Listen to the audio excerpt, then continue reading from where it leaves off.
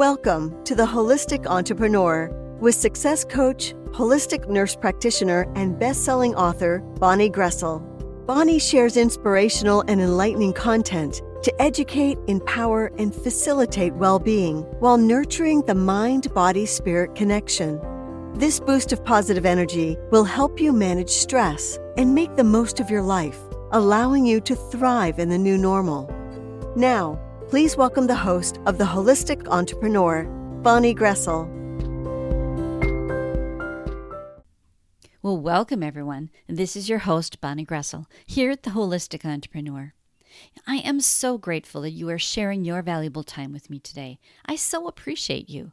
If this is your first time listening, welcome. And if you've tuned in before, welcome back. I hope that you find this will be another valuable episode with tips and insights to help you toward enhanced well-being. Now, I always want to remind you that the information presented here is educational, inspirational, and motivational in nature, but I want you to take what fits for you and simply let go of the rest. This show does not intend or imply to be a substitute for professional medical advice, diagnosis, or treatment either. I always want to remind all of us of that little caveat. Now, the other thing that I always do on the show when we get together every week is to remind you to take time for you, to take a moment and just stop and just breathe. But breathe with intention. Notice your breath.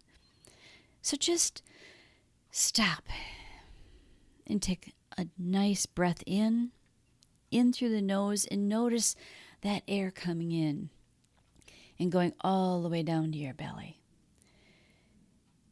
And then as you exhale, allow all that air to leave you. The longer the exhale, the more relaxing it is for your parasympathetic nervous system. That's the relaxing part of you. And as you're breathing, just notice what a beautiful human being you are. You are loved by so many. Don't ever forget that. So I always, each week when we get together on the show, want to remind you to just stop and notice. And perhaps this is the only moment that you take for yourself. And if so, it is what it is. But you know what? It is so important to your well-being. So the more that you can do this, the better. It only takes a moment. So remember to check out the show page too before you leave today. And you can always connect with me at bonniegroessl.com and see what's up and new.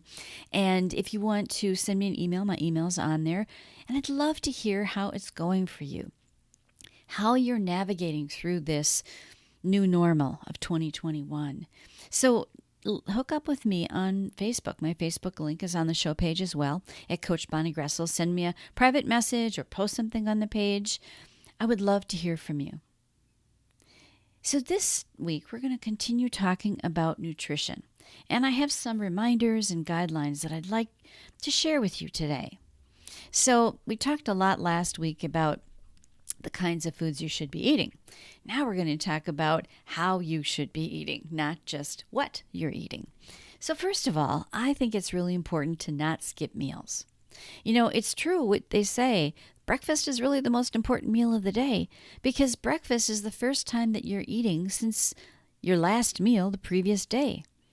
Overnight is the longest time that we go between meals.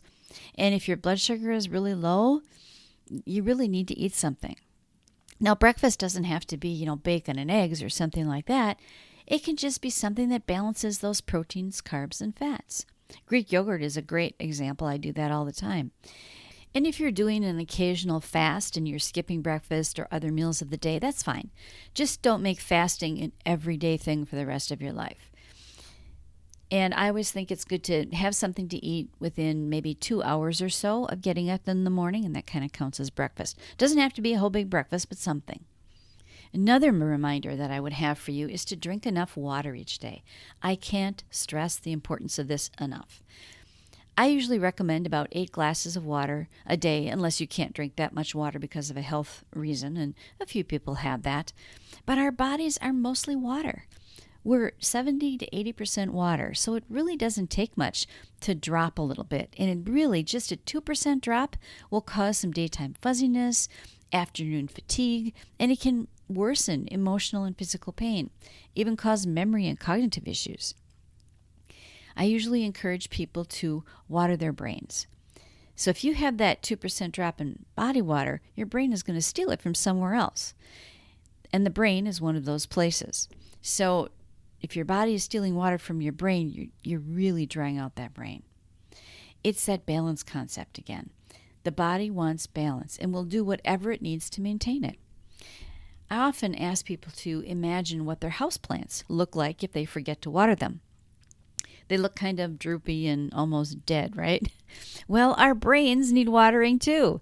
Imagine that that's kind of what your brain looks like in a metaphorical way. So here's some ideas that you can use to get more water into your diet if you don't feel like you drink enough. So drink water with meals in addition to other beverages that you might have. And actually, drinking a glass of water, an entire glass of water, before you eat your meal will help you to eat less. Because we often feel hungry when we're actually thirsty. So if you hydrate yourself well first, you won't be eating as much. And by the way, if you feel thirsty, you're already a bit dehydrated. So unless you had like something really salty or something like that, that will do it too. But if you're feeling thirsty, like you want a glass of water, that means it's already kind of too late. You're already on the dehydration side of things. And then have a glass of water every time you use the restroom. Because most people have a glass in their restroom, in their bathroom. So use it. Have a glass of water when you get up in the morning and at bedtime. This is really important because morning is really important to have a glass of water. Maybe coffee shouldn't be your very first thing, but maybe a drink of water, a whole glass if you can, and not too cold. Don't put ice in it. Just a regular glass of water, just tepid is fine. And then have your coffee. And then at bedtime, the same thing. Some people don't want to drink water at bedtime because they think they'll have to get up to use the bathroom. But if you do this on a regular basis, your body adjusts and get used to that. And so then you won't have to, go to the bathroom more or anything like that if you're drinking more water. Your body will just adapt to it. And carry bottled water with you everywhere, at work, in the car. It's become such a habit for me that if I forget my bottle of water when I get into the car, it's like, oh my gosh, I forgot it. How am I going to get to the store and back? Which is kind of silly, but it's become such a habit. That's really how you should feel about water. It should be a habit that you have every day. And then it's really good to think of everything in terms of moderation. This is kind of the overall rule. What kind of food you're talking about doesn't matter. You'll do better if you have everything in moderation. And if you drink alcohol, do that in moderation. Besides, that's kind of like liquid candy. There are lots of empty calories in alcohol. Moderation for women, just in case you're wondering, is one normal-sized drink, not a mega drink. One normal-sized drink per day, and for men, it's 2 drinks per day. Same goes for caffeine. Too much caffeine can cause unwanted side effects like anxiety, restlessness, irritability, sleeping problems. So how much is too much? Well, not everybody tolerates caffeine the same. So there'll be some variation between people, but most sources say that 200 to 300 milligrams of caffeine a day is okay for most people, unless you're one of those people who doesn't tolerate it very well, and then that might be too much for you. Caffeine mildly stimulates your nervous system and your cardiovascular systems, but it also affects your brain and results in an elevated mood and decreased fatigue, increased attentiveness. So a person might be able to think and work harder and think more clearly short term. But if you have too much and you go over that tipping point, it can increase your heart rate, your blood pressure, your respiratory rate, and your metabolic rate, anxiety issues. It's just not good to have too much of anything, especially things like caffeine. And if you have trouble sleeping at night, caffeine can interfere with falling asleep or staying asleep. So even with moderate amounts of caffeine, people experience withdrawal for 18 to 24 hours after they've stopped caffeine. Things like headache, fatigue, irritability, depression, and poor concentration. People who stopped ingesting caffeine cold turkey often say it wasn't a pleasant experience. And coffee, of course, has the highest caffeine content, but there's also a certain amount in sodas and teas. The exception might be a non-caffeinated herbal tea. So to give you an example of how much caffeine is in a cup of coffee, the typical 5-ounce cup contains between 100 and 130 milligrams of caffeine. Now, who has a 5-ounce cup? Most cups these days are 8 ounces or larger. An average 8-ounce cup of coffee contains 95 to 200 milligrams of caffeine. What I do is a half-calf mix to offset this a bit.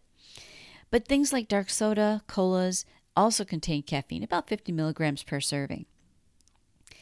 And speaking of soft drinks, it's really a good idea to avoid or limit soft drinks if you can. Diet sodas are the biggest issue with soft drinks. And again, moderation is key here. Diet sodas have something in it often called aspartame, which is under the trade name of NutraSweet. There are some other brands that might use something different, but aspartame is pretty much in everything. It's a chemical found in most diet sodas, and it's so detrimental to our brain and to our general health. And it's especially dangerous if you have pain issues. They can make those issues worse. And it doesn't matter if you have emotional pain, depression, mood issues, or physical pain. It's all the same. Now, when diet soda is sitting in a glass or a can, it doesn't really do too much damage. However, as soon as we drink it, our body temperature warms it up and changes the chemical composition into something very similar to formaldehyde. And that's what morticians use to embalm people after they die. So does that sound like something you want in your brain or your body? Again, moderation is key here. And I'm not saying that you can't ever have it, just really be careful with it, especially if it's diet soda. Personally, I would rather get the sugar than have the aspartame in my body. Doesn't really take much aspartame to cause a negative effect. And the scariest part is so many of our foods contain this and we don't even know it. There's so many soft drinks, and we probably know about those. Look at labels and see what's in there. But things like, yogurts and things that are just on the shelf, it's amazing the things that have aspartame in them. So soft drinks in moderation is not harmful. I'm not saying don't ever have it. Personally, like I said, I would rather have the sugar than the chemicals. But it's really just sugar, right? Whether it's a fruit juice, a soda, a glass of wine, whatever, have something in it that balances that protein, carbohydrate, and fat. And then obviously it's not good to smoke, chew tobacco, or expose yourself to unnecessary chemicals. Chemicals of any kind are not good for your brain. And that's the chemicals that we inhale, like pesticides, or vapors from household products and paints. Anything that's not good for our brain is not good for our body. And whether it's chronic physical or emotional pain, those chemicals can make that worse. So your action step this week is to notice what you're doing in moderation. Are you eating and drinking in moderation? And are you watering your brain enough? Think about, are you getting enough water? Think about that houseplant that looks kind of droopy when you forget to water it. So that's your action step for this week, and I hope that you found this helpful. Until next time, I wish you health, happiness, and abundance. I want to thank you for joining me at the Holistic Entrepreneur Show today. I know that time is our most precious asset, and so I appreciate you spending your time with me. Now, my purpose is to be of the best service to this community. Whether it's your personal or your work life, I'm here to support you. The best place to get the latest scoop is at bonniegroessl.com. Everything is there. We can connect, and you'll find special offers and gifts that I have for you to help you attain the health, happiness, and abundance you deserve. And I encourage you to sign up for my monthly newsletter for more useful information and exclusive offers. The links are on the show page below. And finally, don't forget to subscribe to the Holistic Entrepreneur Show on your favorite podcast directory, so that you automatically receive the newest episode when it's released. Until next time, this is Bonnie Groessl, wishing you health, happiness, and abundance.